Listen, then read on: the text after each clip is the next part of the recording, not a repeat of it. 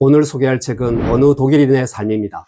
정치학자인 토레 디 한젠이 나치 부역자 브루닐데 폼젤을 인터뷰한 내용을 엮은 책입니다. 폼젤은 나치 정부의 선전부 장관 괴벨스의 비서였습니다. 괴벨스가 게르만 민족주의를 부추겨서 유대인 학살의 이데올로기를 제공한 인물인 만큼 폼젤도 범죄 혐의에서 자유롭지 못합니다. 하지만 폼젤은 인터뷰 내내 자신의 결백을 주장합니다. 나는 정치에 무관심했다. 나는 아무것도 몰랐다. 유대인 학살을 깊게 생각해 본 적이 없다. 먹고 살려고 일한 것일 뿐이라는 것입니다.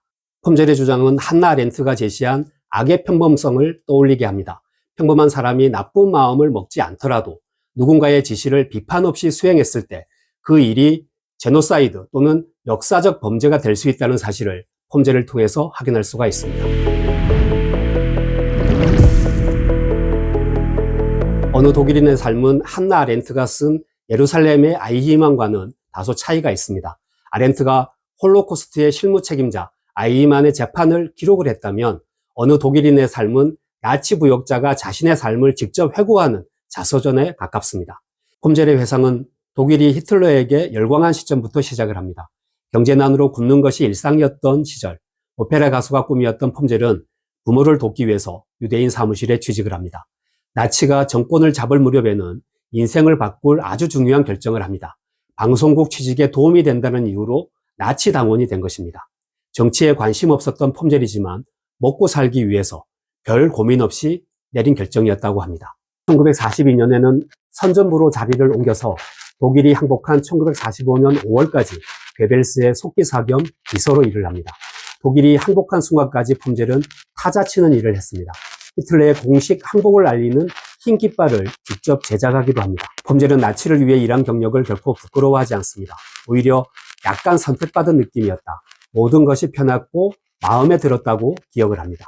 또 괴벨스를 잘생긴 사람, 흠이나 트집을 잡을 게 없는 사람, 선동가로 변신하는 아주 뛰어난 연기자이자 배우라고 긍정적으로 평가를 합니다. 폼젤은 독일의 침략을 미화하거나 여론 조작을 돕는 일을 하고서도 결코 죄의식도 갖지 않습니다. 오히려 맡은 일을 어떻게든 잘해보려고 노력하는 것이 그렇게 이기적인 일인가 라면서 자신을 변호합니다. 자신의 잘못은 정치에 무관심했던 것뿐이며 나치의 범죄는 전혀 몰랐다는 말을 무한정 반복을 합니다. 폼젤이 나치 선전부에서 일하던 1943년 폼젤의 유대인 친구가 아우슈비츠 수용소로 끌려가서 1945년 사망합니다. 폼젤은 나치가 유대인을 강제로 끌고 갈 때 아무런 역할을 하지 않았습니다. 모른 채 했다는 표현이 더 정확합니다. 폼젤은 이때도 아무것도 몰랐다고 주장을 합니다. 폼젤은 여론을 조작하는 선전부에서 일을 했습니다. 의지만 있었다면 충분히 팩트를 알 수 있었던 위치였습니다. 그동안 많은 학자들은 히틀러가 어떻게 집권했는지 연구를 했습니다. 1차 대전 패배로 무너진 독일의 리더십 그리고 경제난이 중요한 원인입니다. 하지만 뭔가 잘못된 일이 벌어지는 걸 알면서도 먹고 살기 바쁘다는 핑계로 정치에 무관심했던 사회 분위기가 히틀러 집권을 가능하게 했다는 데는 이견이 없습니다. 모든 것이 좀 분열되던 시절이었다. 그때는 그걸 그리 심각하게 생각하지 못했다. 난 그런 일들에 전혀 관심이 없었다. 당신은 사랑에 빠진 처녀였을 뿐이다. 폼젤은 해석을 합니다. 폼젤은 히틀러를 칭찬하기도 합니다. 아우토반 건설이 시작되면서 길거리에 나와 있던 사람, 실업자들이 사라졌다. 히틀러는 우리가 짊어져야 했던 패전의 짐들을 멋지게 해결해 나갔다는 것입니다. 나치 독일이 1936년 개최한 베를린 올림픽은 정말 아름다운 시간이었다고 기억을 합니다. 폼젤은 1945년 베를린으로 진입한 소련군에게 체포돼서 5년간 수용소에서 생활을 합니다. 그는 나치에 저항할 수 없었느냐는 질문에는 끝까지 고개를 젓습니다. 그건 불가능했다. 목숨을 걸어야 했으니까. 나치에 저항했던 소수의 사람들이 누구에게 도움이 됐나? 그 사람들만 목숨을 잃지 않았냐면서 자신을 정당화합니다. 폼젤이 악의 평범성을 드러내는 인상적인 문장들도 많습니다. 러시아인들이 나만 콕 집어서 잡아간 것이 전적으로 부당하다고 느꼈다. 나는 괴벨스 밑에서 타자를 친 것 말고는 한 일이 없었다. 물론 어리석었다는 면에서는 책임이 있다. 난 책임이 없다. 어떤 책임도 없다. 대체 무엇에 책임을 져야 하나? 혹시 나치가 정권을 잡는 데 결정적인 역할을 한 독일 민족 전체에게 책임을 묻는다면 그건 어쩔 수 없다. 명령에 따라 총을 쏜 군인에게 살인자라고 할 수는 없지 않는가? 아이히만도 니른베르크 전범 재판소에서 상관의 지시에 따라 유대인을 학살했으니 나에게는 죄가 없다고 항변했습니다. 폼젤의 주장과 너무 닮았습니다. 폼젤의 이야기는 우리를 불편한 질문과 마주하게 합니다. 나라면 어땠을까? 먹고 산다는 핑계로 나치 정부에 협력하지 않았을까? 나치 독일에 저항하기보다 폼젤처럼 외면하는 쪽을 선택하지 않았을까 하는 질문입니다.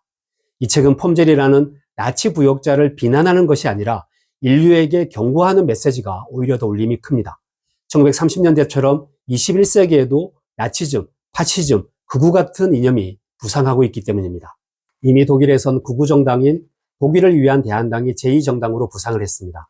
이탈리아에선 실제로 극우 정당이 집권을 하고 있습니다. 우리나라에선 극우 유튜브를 즐겨보던 대통령이 계엄령을 선포했다가 탄핵당했습니다.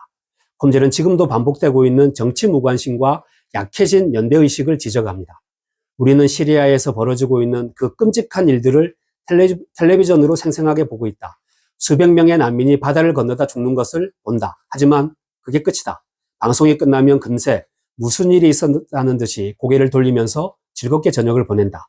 모든 사람이 자신처럼 파시즘의 먹잇감이 될 수 있다는 의미입니다. 책을 엮은 토레 디 한젠의 해설이 인상적입니다. 폼젤은 자신만의 성공과 출세를 쫓느라 세상이 어떻게 바뀌는지 무심했다고 고백한다. 우리는 우리 속에 얼마씩 폼젤을 품고 있다. 우리에게는 한나 아렌트가 악의 평범성이라고 규정했던 것에 대한 부정할 수 없는 유전자가 숨어 있다. 그게 표출되는 것이 파시즘이다. 책을 덮으면서 한 가지 상상을 했습니다. 윤석열이 계엄령을 발동했을 때 출동한 군인 중 상당수는 소극적으로 행동을 했습니다. 그들이 계엄 포고령을 적극적으로 수행했다면 대한민국 민주주의는 무너지지 않았을까 하는 상상입니다. 만약 그랬다면 군인들은 역사의 단죄를 받았을 것이고 악의 평범성이라는 괴물의 희생양이 됐을 것입니다. 깨어있는 시민들은 국회로 달려가 계엄을 온몸으로 저지했습니다. 대한민국은 나치 독일 시대와는 달리 공동체를 지키기 위해 연대하는 깨어있는 시민이 넘실대는 민주공화국입니다. 생각의 상자였습니다.